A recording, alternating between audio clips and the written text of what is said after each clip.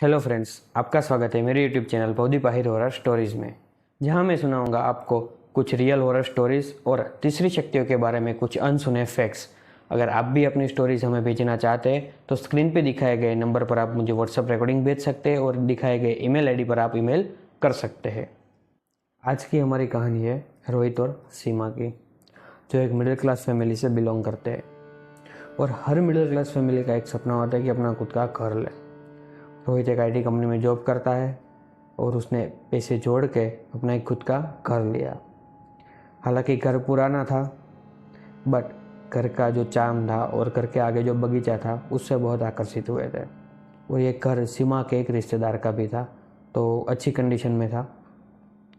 जब वह घर में गए तभी से उसके साथ आनी स्टार्ट हो गई। सीमा को कई बार ऐसा लगता था कि घर में कोई है, कोई हल्की सी झलक दिख गई। ऐसा उसके साथ हमेशा होता रहता था।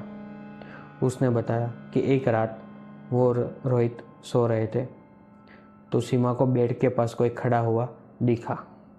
सीमा ने जब आंखें खोली तो वहाँ पर कोई नहीं था। उसको एक अजीब सी ठंडक महसूस होने लगी और ऐसा एक डरावना सा एहसास होने लगा। उसने सीमा ने रोहित को उठाया और कहा कि रोहित ऐसा ऐसा हुआ। रोहित ने यह कहकर अनसुना कर दिया कि हम अभी शिफ्ट हुए, थकान की वजह से तुम्हें यह सब एहसास होता है। पर दिन ब दिन ये सब और बदतर होने लगा। घर में कभी कभी सीमा को कोई बच्चे की रोने की आवाज़ आने लगी, जैसे कि कोई बच्चा रो रहा हो। और दोस्तों, उसने ये बताया कि कभी कभी सीमा के बंधे हुए बाल अपने आप खुल जाते थे। एक दिन रोहित अपने किसी काम से शहर से बाहर गया हुआ था और वो देर रात को लौटने वाला था। जब रोहित देर रात को लौटा तो उसने देखा कि सीमा कमरे के कोने में बैठकर रो रही है। सीमा जैसे ही रोहित ने ये सब देखा, वो सीमा के पास गया। उसने सीमा से पूछा कि सीमा क्या हुआ। तो सीमा ने ज़ोर से चिल्ला के रोहित को धक्का देते हुए कहा कि तुम यहाँ क्यों आए हो। रोहित जाकर गिरा, उसको हाथ में चोट आई। तभी रोहित समझ गया कि ये कुछ गड़बड़ है। तब रोहित ने कुछ नहीं कहा, उसके पास भी नहीं गया, मतलब दूर से ही कि ओके मैं यहीं बाहर रहता हूँ, तुम यहाँ सो जाओ, बट रो मत। तब वह ठीक हो गया। जैसे ही सुबह हुई, जैसे तैसे रोहित ने रात निकाली और सुबह हुई। सुबह को जल्दी से रोहित गया अपने पास के एक मंदिर में।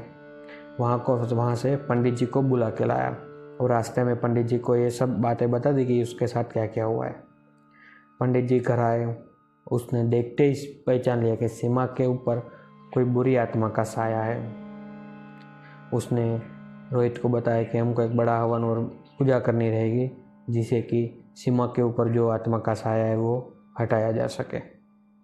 और रोहित भी एग्री हो गया। दूसरे दिन पंडित जी आए और हवन स्टार्ट किया। जैसे ही हवन चालू हुआ, सीमा ज़ोर ज़ोर से रोने लगी और चिल्लाने लगी कि तुम लोग यहाँ क्यों आए हो, ये सब बंद करो, वो सब वगैरह वगैरह। फिर अभी हवन चालू रहा। जैसे तैसे सीमा को काबू किया गया, जो उसके ऊपर जो आत्मा थी उसको काबू किया गया और उससे पूछा गया कि तुम कौन हो और ये सब क्यों कर रहे हो।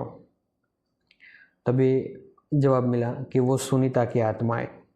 सुनीता जो पहले ये इस घर में रहती थी, जो सीमा की रिश्तेदार थी, वो आपसी झगड़ों में उसने खुदकुशी कर ली थी। तभी से उसकी आत्मा यहाँ भटक रही थी और उसकी आत्मा को शांति नहीं मिल रही थी।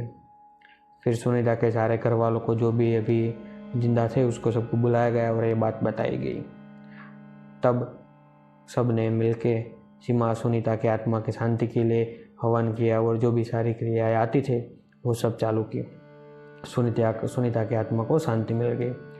तब से रोहित और सीमा के घर में कोई आहट नहीं हुई, कोई डरावना महसूस नहीं हुआ है और कुछ नहीं हुआ है।